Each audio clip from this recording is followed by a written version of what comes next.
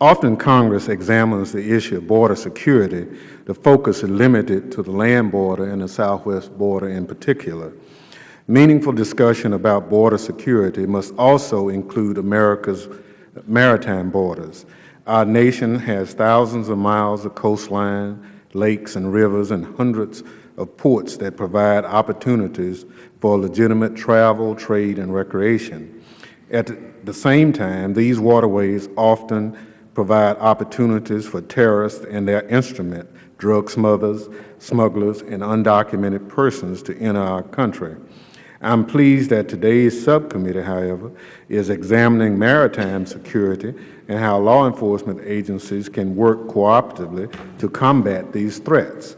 The Department of Homeland Security, including the Coast Guard and Customs and Border Protection, is at the forefront of this effort. I look forward to hearing from our DHS witnesses about how CBP and the Coast Guard coordinate their maritime security operations to help secure our nation while avoiding duplication of efforts in an arena with multiple law enforcement agencies. Given the magnitude of the task and our relative limited federal resources, DHS's cooperation and coordination with state, local, and international partners is essential. Resource limitations often pose a challenge for state and local participation in maritime security efforts, however.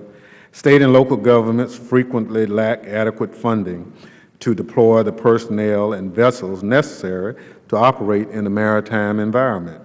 Unfortunately, the House-passed fiscal year 2012 Homeland Security Appropriations Bill makes significant cuts in grants program that assist state and local law enforcement.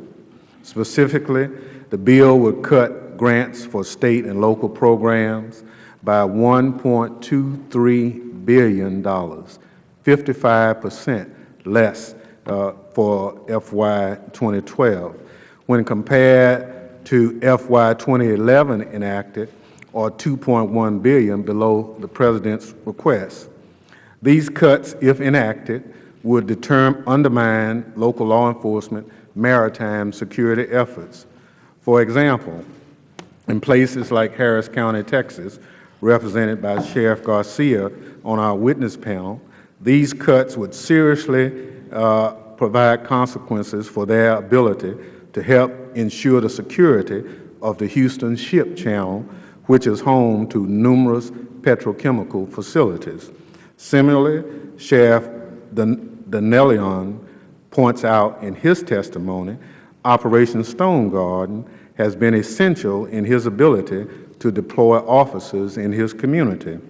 Cutting these grants funds would undermine the good work being done in communities along both borders. While many of the members on the other side of the aisle talk tough on security issues, they fail to put their money where their mouths are when it comes to grant funding. In fact, they voted overwhelmingly in favor of these cuts, including our chairperson of this subcommittee. These cuts puts us at risk. All the information we have say that unless we provide resources to our locals, our state, as well as our federal officials to do their job, it makes it almost impossible for us to keep America safe. State and local governments are becoming adept at doing much with less, but you can only cut so much before Homeland Security begins to suffer. I look forward to hearing from our local law enforcement witnesses about their work in the maritime security mission, as well as what effect these proposed grant funding cuts may have on their efforts to continue to secure their communities.